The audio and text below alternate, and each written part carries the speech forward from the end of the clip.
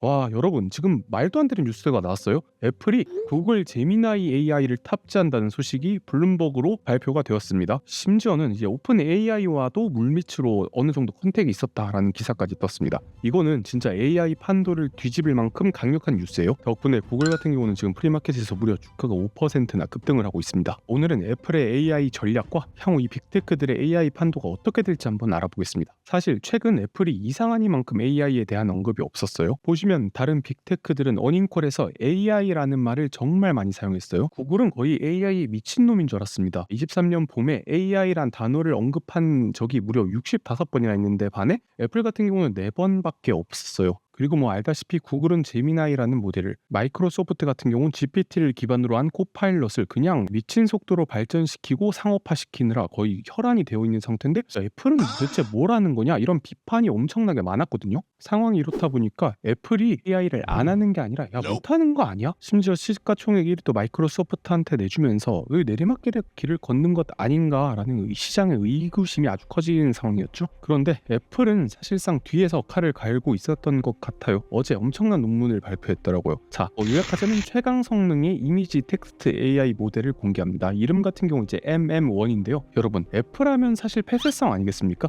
그런데 저 이 논문이 너무나 상세하고 자세해서 좀 놀랐어요. 거의 30년 원조 할머니 집에서 노하우를 까발리는 수준의 구체적인 수치들을 제시를 해줍니다. 논란이 되는 그 기업이랑은 좀 다른 행보를 펼치고 있어요. 애플답지 않은 모습이긴 한데 어쨌든 각설하고 내용 보시면 이렇게 사진이 있는데, 이 사진을 보고 강아지 2마리랑 프리스비 하나, 그 밑에는 하이드파크라고 문자를 인식하는 능력, 우리가 이런 모델을 뭐라고 합니까? 네, 멀티모달이라고 하죠. 아니, 월텍 나와, 이거 1년 전 얘기를 하고 있으면 어쩌자는 거냐? 맞습니다. 단순히 이 정도였으면 제가 영상을 안 만들었겠죠. 이 모델이 대단한 점은요, 아주 경량화된 소형 모델이라는 거예요. 3빌리언에서 7빌리언짜리도 있고 가장 큰 게 30빌리언짜리 모델이에요.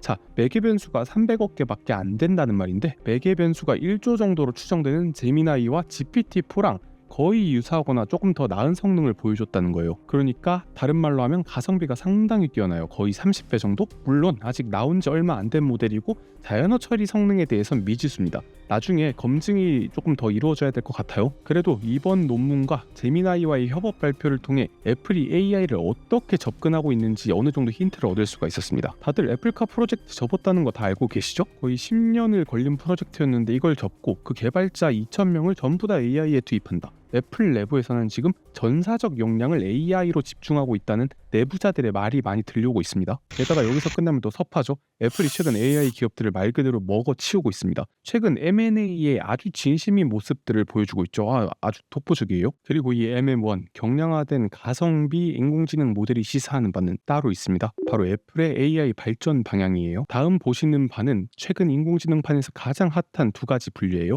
이제 왼쪽은 LLM, 라지 랭귀지 모델이고 오른쪽은 SLM이라고 불리는 스몰 랭귀지 모델. 먼저 여러분들이 잘 알고 있는 라지 랭귀지 모델부터 보겠습니다. 흔히 말하는 이제 GPT 생각하시면 돼요. 클라우드를 중간에 매개를 두고 통신을 하기 때문에 상당히 느린 반면에 정확성과 성능이 너무 좋습니다. 그리고 비교적 모델 사이즈가 커요. 주로 학습하는 데 많이 사용되기도 하고요. 반면 오른쪽에 SLM 보시면 이게 흔히들 말하는 엣지 컴퓨팅, 테슬라의 자율주행 같이 기계 자체적으로 처리하는 인공지능 모델들을 의미해요. LLM 비해 작은 모델이다 보니까 아무래도 효율화됐고 경량화됐기 때문에 속도도 빠르고 주로 추론 분야에서 강한 강점을 보여주고 있어요. 물론 제가 편의상 대립상을 이렇게 나눠놨을 뿐이지 어느 정도 겹치는 부분이 있을 수 있습니다. 어쨌든 최근 트렌드는 이제 학습을 통한 LLM, 기계 내에서 자체적으로 추론을 할 수 있는 SLM의 개발에 조금 더 비중을 맞추고 있는 게 사실이에요. 저는 여기서 애플의 AI 전략 힌트를 얻을 수가 있었습니다. 클라우드 컴퓨팅 같은 경우는 아까 말했듯이 구글 AI 모델인 제미나이를 이용할 수가 있겠다. 아직 공식 발표된 바는 없습니다만 이미 잘 하고 있고 검증된 모델을 쓰는 게 어떻게 보면은 개발 비용을 줄일 수가 있어요. 그런데 제가 방금 말씀드렸던 애플의 MM1 같은 모델은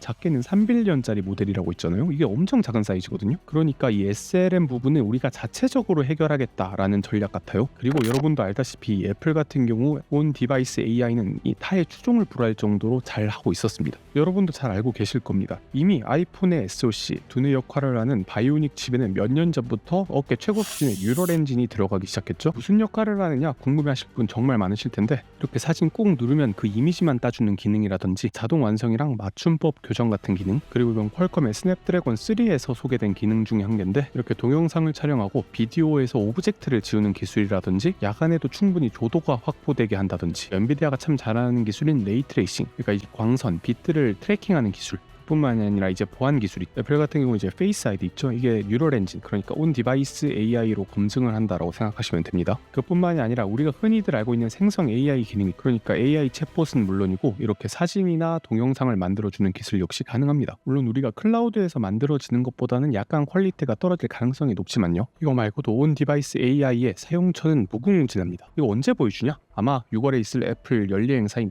애플 개발자의 WWDC에서 새로운 운영체제와 함께 발표할 겁니다. 온 디바이스 AI의 가장 유력한 후보 뭐겠습니까? 원래 있던 인공지능 챗봇인 시리를 상당히 강화한 버전을 내놓을 거예요. 그뿐만이 아니라 단축어 기능을 엄청나게 강화해서 사용자 편의를 아주 극대화시킬 것으로 예상이 되고 있습니다. 그러니까 애플의 전략은 온 디바이스 AI를 극한으로 발전시켜서 사람들의 피부에 와닿게 그 편의성을 극대화시킬 겁니다. 그게 바로 애플이 자랑하는 사용자 경험이고, 반면에 이제 클라우드 컴퓨팅이나 LLM 같은 부분은 구글이나 오픈 AI와 따로 협업해서 이원화하겠다라는 전략으로 보여요. 뭐 반반 치킨 같은 전략이죠. 저도 이런 상상을 안 했던 건 아닌데 막상 애플이 이런 전략을 쓴다고 생각하니까 조금 어색하긴 합니다. 천하 애플도 전기차나 이 LLM 같은 AI 정점 기술들은 쉽지 않았나 봅니다. 그래도 애플은 기존의 빅테크들이 접근하는 방식과는 완전히 다르죠. 기존의 구글이나 마이크로소프트 같은 경우는 탑다운이에요. 먼저 기반이 되는 LLM 모델을 개발하고 그거를 어디에 기기에 실을지, 어떤 서비스에 내보낼지를 고안을 한다면, 애플은 완전히 반대예요. 바텀업 방식입니다. 거의 20억 명이 쓰고 있는 이 아이폰이라는 디바이스를 바탕으로 해서 어떻게 인공지능 스택들을 쌓아 올릴까에 대한 집중을 하고 있다고 보여요. 사실 애플이 맨 처음에 하는 건 별로 없어요. 퍼스트 무버는 아니고 베스트 무버라는 말이 있잖아요. 가장 먼저 혁신을 보여준 적은 아이폰 이후로는 솔직히 뜸했어요. 하지만 애플워치나 아이패드, 에어팟 등 다양한 제품군과 서비스 등을 진짜 최상의 퀄리티로 내놓으면서 시장을 압도하고 소비자들을 자신의 플랫폼에 락인시킨 게 바로 애플의 브랜드입니다. 저도 최근에 M1 Max 맥북에서 M3 Max 맥북으로 바꿨는데, 야, 이게 참 물건입니다. 물건. 뭐라 콕 집어서 좋다고 말하기는 어려운데 애플 제품 특유의 만족감이 있어요. 애플이 취하는 투트랙 전략이 과연 어떻게 진행될지는 앞으로 두고 봐야겠습니다. 어쨌든 상황이 이렇게 되니까 가장 수혜를 본 건 어떻게 보면 구글이죠. 이렇게 되면 구글은 아이폰과 안드로이드폰, 그러니까 모든 사람들의 데이터를 지배할 수가 있어진 거예요. 자, 그럼 말 그대로 데이터를 독식하게 되는 구글과 요새 또 이 온 디바이스 AI 한껏 열을 올리는 기업이 있죠. 바로 퀄컴입니다. 스냅드래곤 X 엘리트라는 ARM 기반의 PC칩을 출시를 했어요. 여기 보시면은 이제 NPU가 무려 45테라플롭스의 연산 능력을 가졌다. 현재 애플 실리콘과 함께 거의 뭐 투탑으로 달리고 있는 것 같아요. 물론 인텔이랑 AMD도 열심히 따라오고 있는 중입니다. 결론적으로 앞으로 이제 추론 부분, 온디바이스 AI 부분이 상당히 중요해지고, AI 반도체, 하드웨어에서부터 인공지능 파운데이션 모델, 그리고 그 위에 사용자가 직접 사용하는 소프트웨어 앱까지 완전히 유기적으로 통합을 이루는 것이 빅테크 기업들에게 있어서 가장 먼저 해결해야 될 선결 과제가 될 겁니다.